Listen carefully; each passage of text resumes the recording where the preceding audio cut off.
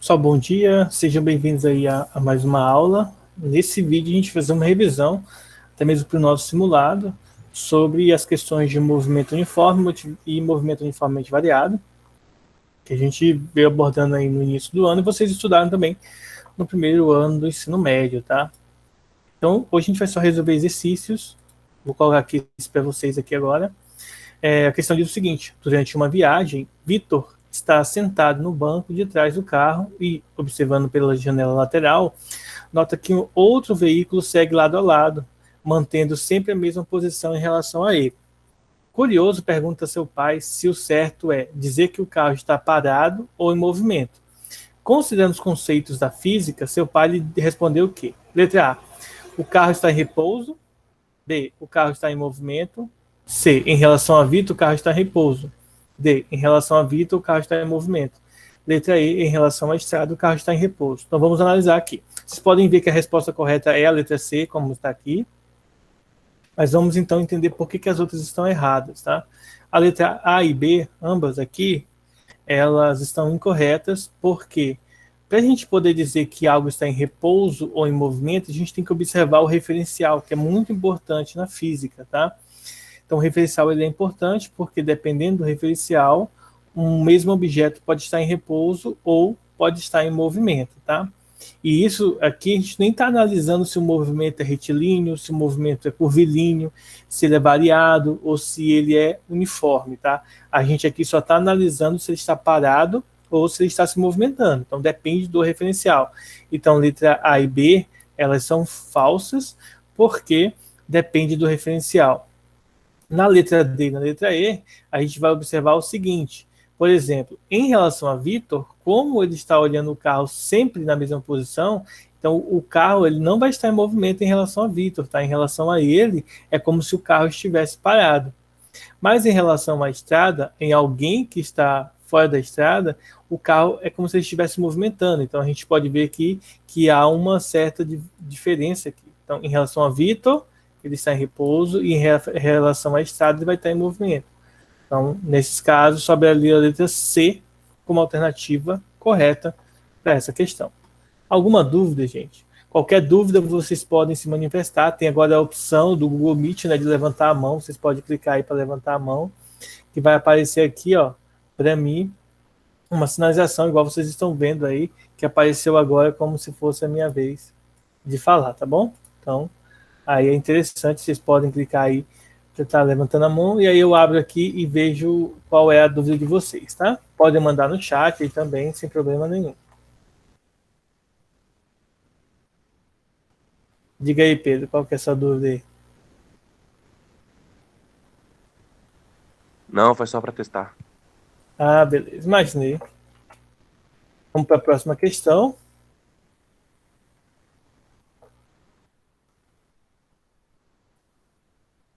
Vou colocar as alternativas aí.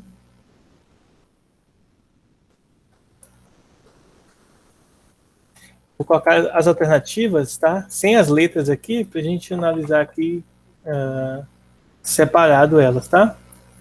Aí eu vou colocar aqui mesmo, riscar aqui eu mesmo. Essa aqui é a A, a B, a C, a D e a E. A questão em si ela diz o seguinte, ó. Para as pessoas que têm vontade de experimentar a sensação de saltar de paraquedas, mas têm receio de se aventurar, uma opção são os simuladores de salto. Neles, cilindro equipado com imensas hélices jogam ar contra o seu corpo, permitindo que flutue, permanecendo a uma posição constante em relação ao chão, sentindo-se assim como se estivesse de fato em queda. Analisando a situação do ponto de vista da física, dos conceitos de repouso e de movimento, assinale aqui qual que é a alternativa correta, né? Então vamos lá. Primeiro, em relação ao chão, a pessoa encontra-se em repouso, né? Então, de certa forma, imagino que aqui está a pessoa, tá? E as perninhas dela. E aqui embaixo está o cilindro, e desse cilindro aqui as hélices estão soprando aqui, né? Estão ventilando aqui embaixo, vai subindo. Então, em relação ao chão, vamos supor que aqui seja o chão, a pessoa está em repouso. Bom, essa aqui me parece ser a certa, tá? Mas vamos ver as outras, ó. Em relação ao vento, a pessoa encontra-se em repouso. Na verdade, essa é falsa, né? porque se você observar o vento ele não é um referencial inercial, né? Ele está sempre se movimentando, então é como se a pessoa também estivesse se movimentando. Letra C, a sensação experimentada não pode ser a mesma, pois dentro de um simulador a pessoa está em repouso. Isso aqui depende, né? Depende de como você está analisando, se você está olhando pelo chão, se quem é o referencial é o chão, se quem é o referencial é as hélices, se quem é o referencial é a pessoa lá dentro, né? Então depende do referencial. Então, falso. D. Se a pessoa estivesse saltando com paraquedas, ela estaria em movimento, independentemente do referencial adotado. Essa aqui é falsa porque, imagina só, se saltam duas pessoas, tá? E elas produzem o mesmo movimento, uma ao lado da outra. Nem precisa ser uma ao lado da outra, poderia ser uma e a outra saltar depois. Mesmo assim, elas estariam em movimento em relação um ao outro sincronizados. E se o movimento delas são sincronizados, uma em relação à outra estaria parado, tá? A não ser que você olhe como do avião ou da terra para você ter uma sensação de que a pessoa está se movimentando, mas se ambas estão do lado da outra, ou ambas com a mesma velocidade, com a mesma direção e sentido, elas estariam em movimento, só que em relação uma à outra estariam em repouso, tá? Então depende do referencial, isso aqui é muito importante. Letra E. Não podemos adotar nenhum referencial no qual a pessoa seja considerada em repouso, pois se ela tem a sensação de queda, seguramente ela está em movimento. Essa letra E aqui, ela contradiz a ideia de que o referencial a ser adotado pode ser qualquer um, inclusive os que estão em repouso. Geralmente nós escolhemos referenciais que estão em repouso para facilitar a nossa análise, né? Para não precisar analisar a velocidade do referencial, como a gente discutiu nas aulas de... Como que chama aquele conteúdo que a gente acabou de ver no finalzinho do caderno, do último caderno nosso? Relatividade. Relatividade. Isso, relatividade. A gente discutiu relatividade. Se a gente tem referenciais que estão em movimento, aí a velocidade do referencial é importante. Então, faz-se necessário aí faz-se necessário esse ponto aí. Bom, e aí, Ael, qual que é a sua dúvida aí? Nada, professor, você estava avisando que cheguei. Ah, beleza. Vou vendo agora assim. Se vocês quiserem ligar a câmera de vocês para me assustar um pouquinho aqui, eu acordar. Essa nova função do Meet de levantar a mãozinha? A gente discutiu um pouquinho ela antes de você chegar. Eu passei a aula inteira passada levantando a mãozinha para ver se a professora via. Eu acho que a professora deve ter ficado meio chateada, né? Nada, ela nem viu. Nem viu, né? Então ela mutou vocês aqui, ó. Tipo, ela mutou. E ela não consegue ouvir vocês, né? Então, só se for. Ou ela mutou. Né? Oi. Mesmo o senhor apresentando aí, dá do sorvete, quem tipo levanta a mão e tal, ou não? Dá porque eu uso um esquema um pouquinho diferente. Ah, tá. É porque eu tenho, tipo, deixa eu ver aqui. Ó. Tipo um streamer. Eu tô aqui, né? Aqui nesse ângulo aqui, ó, tá a câmera, tá meu notebook. E aqui, né, nessa direção aqui, deixa eu minha mão pegar a câmera. Nessa direção aqui vai estar o meu computador. O meu computador não, o meu monitor. Então a minha configuração tá mais ou menos assim, ó. Eu tenho um monitor aqui e aqui tá meu notebook aberto. Eu uso o meu notebook aqui. Aí eu tô usando o webcam notebook hoje, porque é do celular aqui. Eu tô com medo de viciar a bateria do meu celular. E aqui tá meu monitor, entendeu? Aí o monitor é bem grande, então, por exemplo, metade dele fica aqui aberto, vocês aqui, e nessa metade aqui fica o programinha que eu uso para arriscar, esse programinha aqui que vocês estão vendo. Porque eu uso no Windows agora, no Linux ainda não tem, por isso que eu estou usando o Windows. Tem a opção, até tem, mas dá um trabalho desgramado para poder instalar, aí a gente instala e dá um problema, aí... Tipo assim, não deu certo, aí você tem que começar tudo de novo. Então, para não correr esse risco, eu estou usando o Windows agora. E aí ele tem uma opção de câmera virtual num programa chamado OBS, que é um programa que geralmente todo mundo usa para gravar a tela do computador e mandar para o YouTube ou mandar para a Twitch, enfim. Então o que acontece? O que vocês estão vendo aí na tela não é minha área de trabalho do computador, entendeu? A organização aqui é aleatória. Por exemplo, se eu quiser pegar a câmera, tirar ela daqui, eu posso pegar ela e colocar em qualquer lugar. Né? Posso escolher aqui ela vai ficar atrás, mas eu posso colocar ela na frente, do jeito que eu quiser. Então, a câmera aqui, como eu coloco ela aqui, eu posso movimentar ela. Então, essa configuração que está aqui não é de fato a configuração que está no meu computador. Vou mostrar para vocês como que está aparecendo no meu computador. Captura de tela. Agora vocês estão vendo aí parte da tela do meu computador. Como ele é ultra wide e eu estou filmando ele em 1080p, vocês vão ver ele mais ou menos assim, ó. Então, aqui a forma como tá. Vou colocar na frente aqui. Então, basicamente está aqui, ó. Então, desse lado esquerdo aqui, vejo vocês a forma como tá. Vou colocar na frente aqui. Então, basicamente está aqui, ó. Então, desse lado esquerdo aqui, eu vejo vocês e do lado direito eu estou vendo a tela. É porque eu não estou ligando a tela do meu notebook, mas se eu ligar a tela do meu notebook, por exemplo, eu posso pegar essa telinha aqui, ó, que eu estou mexendo agora, arrastar ela para o lado aqui e deixar ela no notebook, e aí eu veria vocês direto também. Posso usar assim. Mas a minha ideia é comprar um outro monitor no futuro.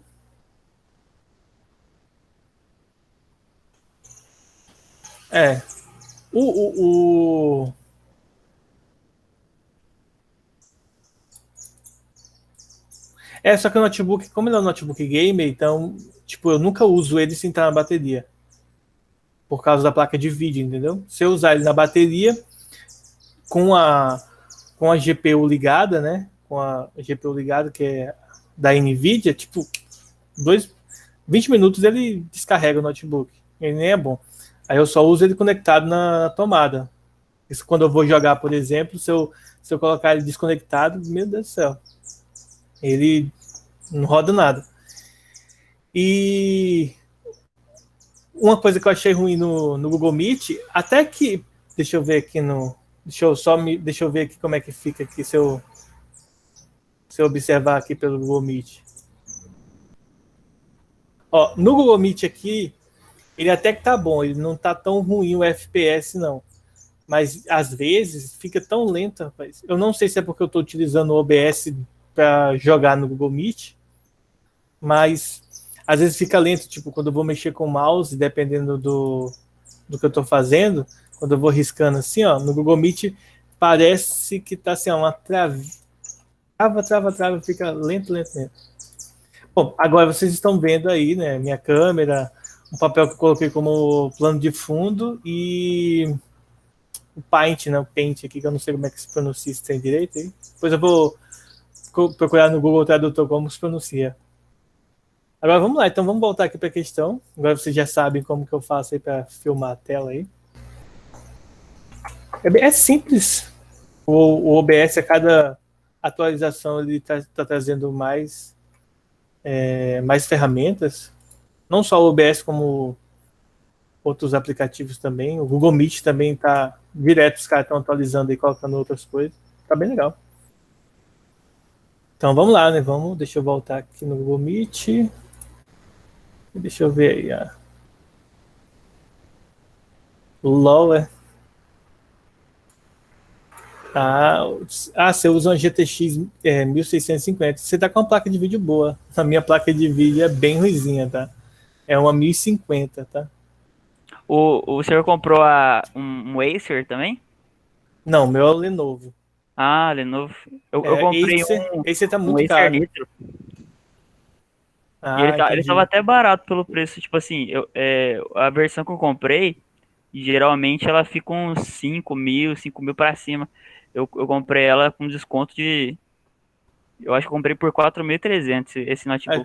Então saiu bem barato ele, hein? Mas você comprou ele pela internet, né? Aham. Se eu não me engano, era o último que tinha lá, na Magazine Luiza. Saiu barato. Eu comprei o meu no shopping lá em Porto Velho.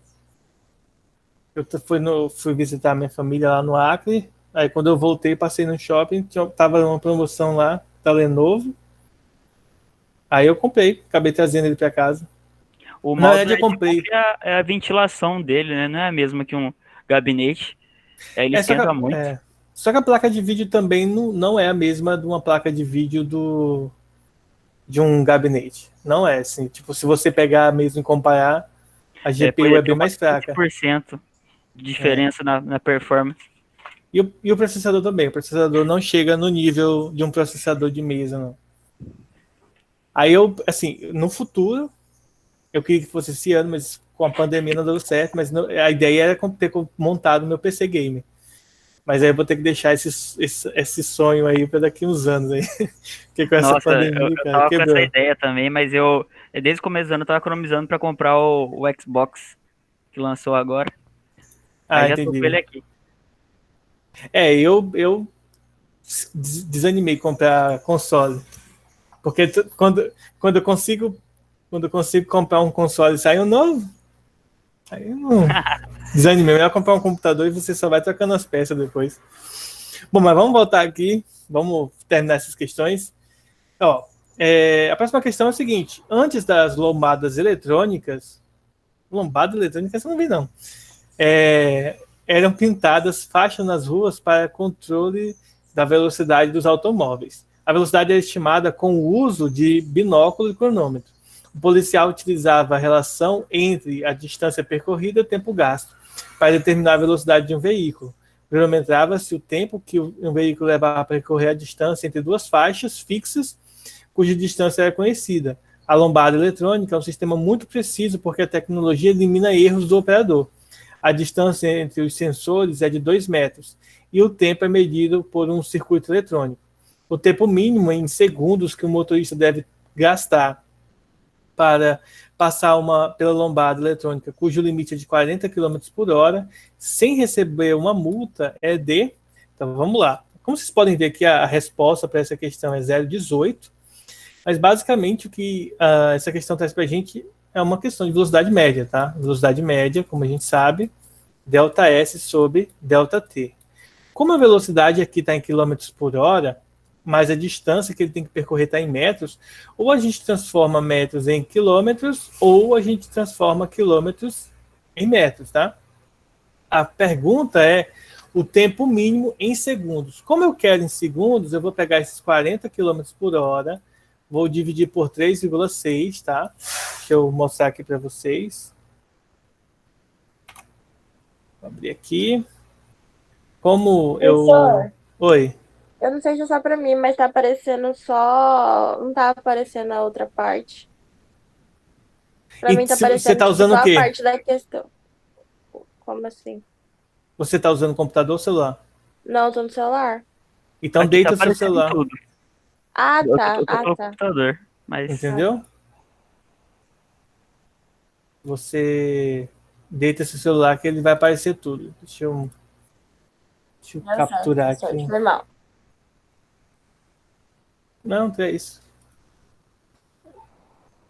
Ó, eu vou mostrar a calculadora aqui para vocês. É só por causa da preguiça aí de não estar fazendo aqui. Vou deixar ela aqui já ativada aqui. Então, a gente vai dividir por 3,6. Então, 40 dividido para 3,6, ó, o resultado vai dar 11,1. Então, voltando aqui, então a velocidade média é de 40 km por hora, ou seja, 11,1. Tá? Como aqui tem duas casas decimais aqui, ó, aí você tem que ter cuidado para você não acabar marcando isso aqui. Porque ele não quer saber velocidade, ele quer saber tempo. Tá? E aí a gente retorna aqui. Ó, velocidade é o ΔS, 2 metros, sobre o tempo. De certa forma, o que a gente vai calcular é o tempo. Então, é a distância dividido pela velocidade. Então, a gente vai pegar o 2 e dividir por 11,1. O resultado vai dar 0,18, como vocês podem ver aqui. Ó. Então, basicamente, é uma questão simples. Tá? No máximo, a pessoa tem que fazer esse trajeto aí em 0,18, né? Um pouco menos de 2 décimos de segundo. Então, é importante ter esse cuidado aí, por exemplo, para não cometer esse erro, tá? Vamos ver aqui. Na verdade, você não vai ter como mais desatualizar, João Gabriel. Você pode baixar um APK, por exemplo, de versões anteriores. mas eu não aconselho não, tá? Você usar, por exemplo, uma versão anterior do Google Meet, vai que você baixa um APK aí e os caras têm acesso ao seu celular, né? Vamos fazer outra questão aqui também, questão simples aqui, de velocidade média, e aí depois a gente vai fazer de aceleração média e depois de movimentos, tá? Vou correr um pouco, porque nossa aula está avançada. E essa questão diz o seguinte, ó. Em 2016 foi batido um recorde de voo ininterrupto mais longo da história. O avião solar Impulse 2, movido a energia solar, percorreu quase 6.480 quilômetros em aproximadamente 5 dias, partindo de Nagoya, no Japão, até o Havaí, nos Estados Unidos da América. A velocidade escalar média desenvolvida por ele foi de quanto? Então, simples, né? Velocidade média, distância dividida pelo tempo, distância que foi de 6.480 quilômetros. Como o resultado está em quilômetros por hora, eu não preciso fazer essa conversão, porém, dias, ela tem que ser convertida em horas. Então, a gente vai pegar aqui e multiplicar, né? Então, o que a gente vai fazer aí, ó? A gente vai pegar e dividir 6.480, nós vamos dividir por, nesse caso aqui não tem a opção, né, essa opção padrão não tem como, mas a gente vai pegar aqui e transformar em notação científica aqui, ó. 6.480 dividido, abre parênteses, 5 vezes 24, fecha parênteses, dá o igual. Nesse caso aqui, 54 km por hora, tá? Claro que a gente pode fazer isso aqui facilmente, efetuando multiplicação e divisão manual, mas esse não é o nosso foco aqui, aprender como que faz o cálculo manual. Nosso foco aqui é resolver essas questões, tá? Então, a gente tem aí mais uma de velocidade média. Vamos fazer uma de aceleração média. Ó, uma questão aqui bem cara de Enem, tá? A gente vai fazer agora.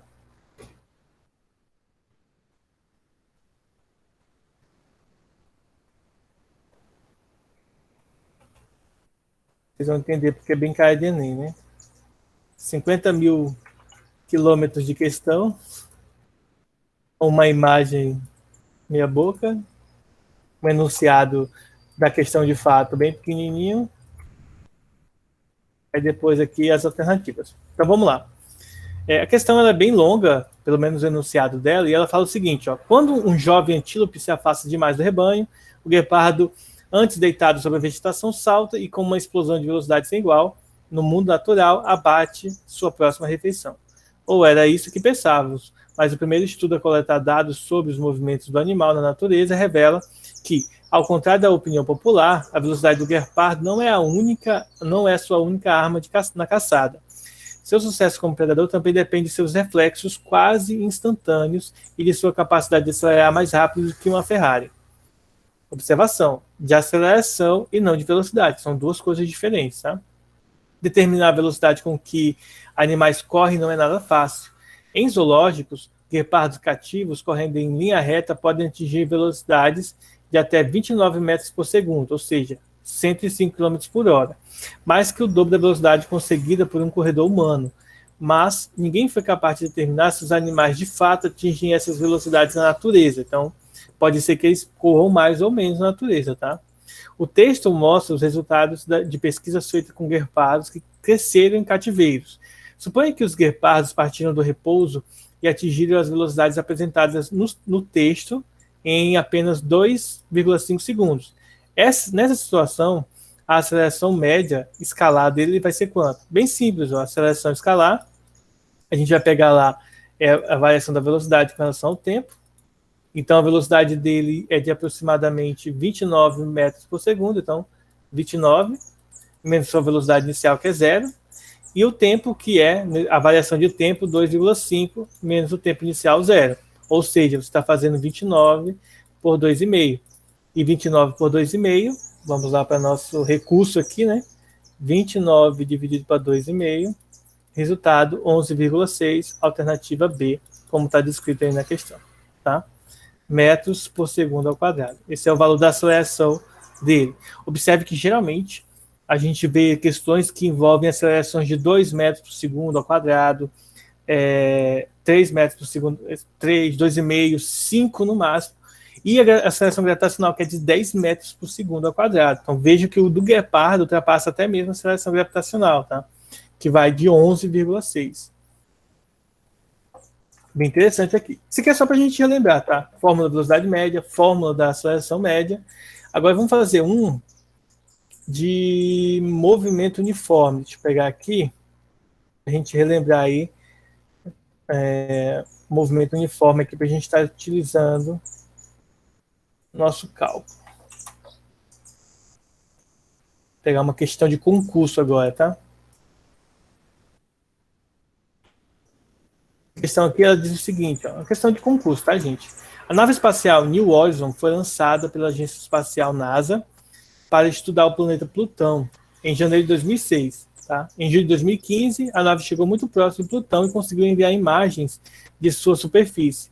A distância estimada entre a Terra e a nave, quando ela estava bem próxima de Plutão, é de 32 unidades astronômicas. Unidade astronômica é a distância da Terra para o Sol, se eu não me engano. Tá? Acho que é isso mesmo. Ele diz que é 150 milhões de quilômetros. Se a velocidade da luz é de 300 mil quilômetros por segundo, a imagem recebida pelos observadores terrestres levou da New Horizon até a Terra quanto? Lembre-se que essas imagens elas foram enviadas através de ondas eletromagnéticas e as ondas eletromagnéticas no espaço viajam à velocidade da luz. Tá? Então é importante e interessante a gente lembrar disso aí. E a gente aprendeu que S é igual a S0 mais V vezes T. A gente poderia utilizar aqui também a velocidade média, tá, para resolver essa questão.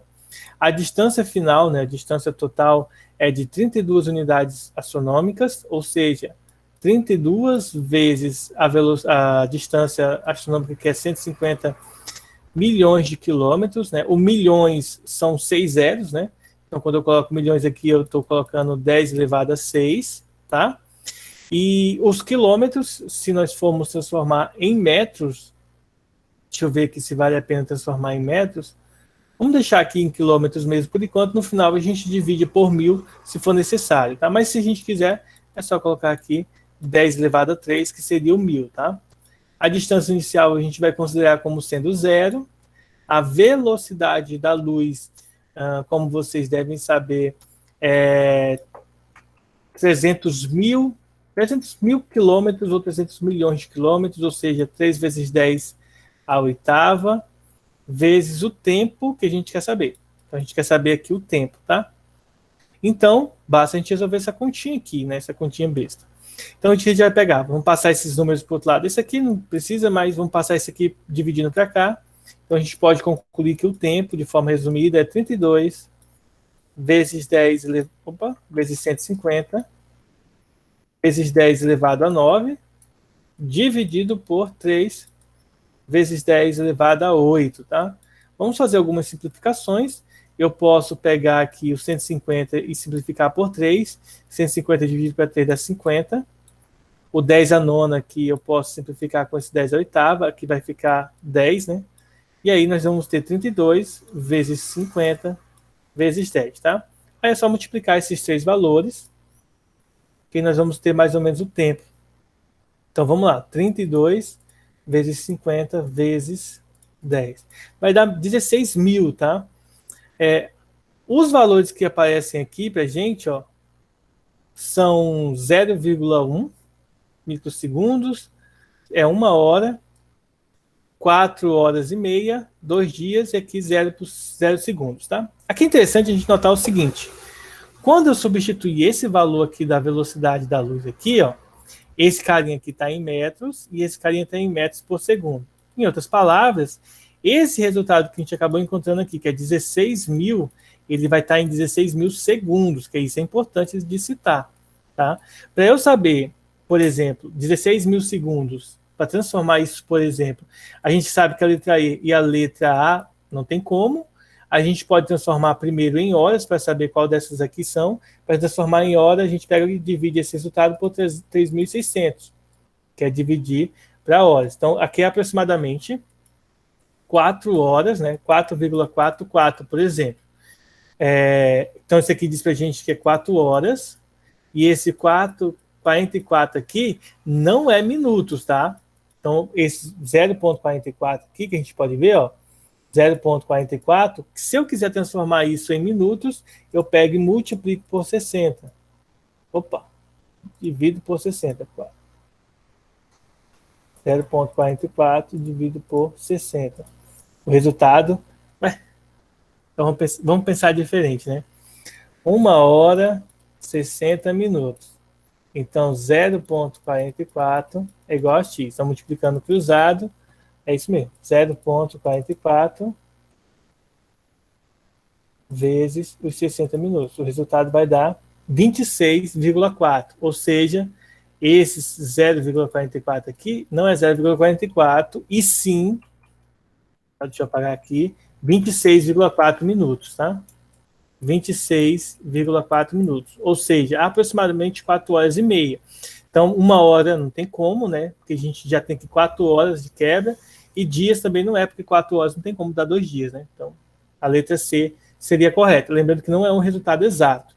Caso você se depare com questões assim, que você precisa converter tempo, lembre-se, 1 hora, 60 minutos, ou 3.600 segundos, tá? Se você quiser fazer a conversão, hora, minuto e segundos, tá? Você faz o quê? Daqui para cá 60, daqui para cá 60, tá? Nessa direção aqui a gente multiplica por 60, ou melhor, isso. E daqui para cá a gente divide por 60. Divide por 60. Caso você queira ir de hora para segundos direto, 60 vezes 60, 3.600. Então você já mata aí de uma vez só duas coisas. E para a gente encerrar nossa aula, vamos pegar uma de movimento uniformemente variado, tá? Só para vocês lembrarem a forma do movimento uniformemente variado aqui.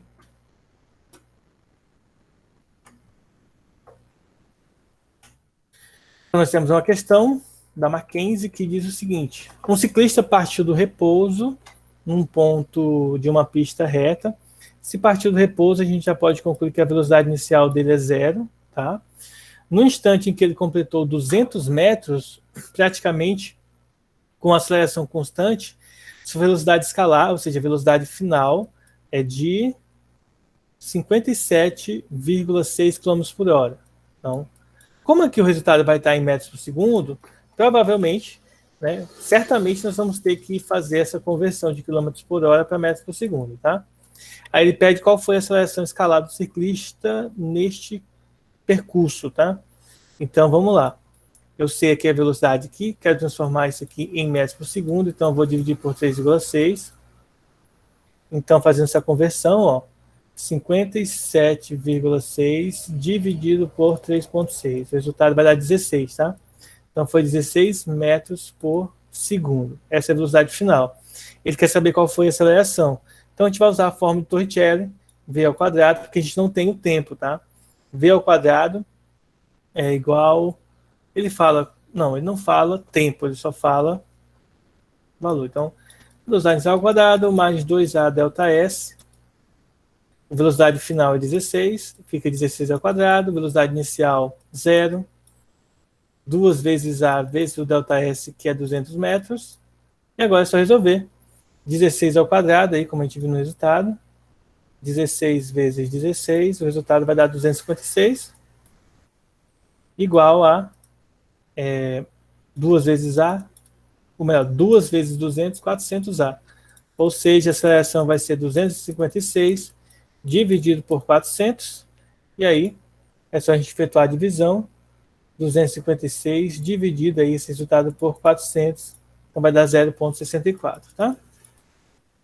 Então, muitas vezes, a gente usa aí a fórmula de Torricelli para resolver. Pode ser que você queira utilizar, por exemplo, essa outra fórmula. Nesse caso aí eu não aconselho, porque quando não tem o tempo, você precisaria primeiro calcular o tempo, que daria um pouco mais de trabalho para você chegar no resultado. Dá para chegar, mas o trabalho não compensa, tá? Melhor você usar a fórmula de Torricelli que não tem o tempo. E com isso, infelizmente, a gente vai chegar ao final da nossa aula, tá bom? Eu vou interromper aqui a gravação. Peço que vocês não Se desloguem ainda para não pegar falta. Tá bom?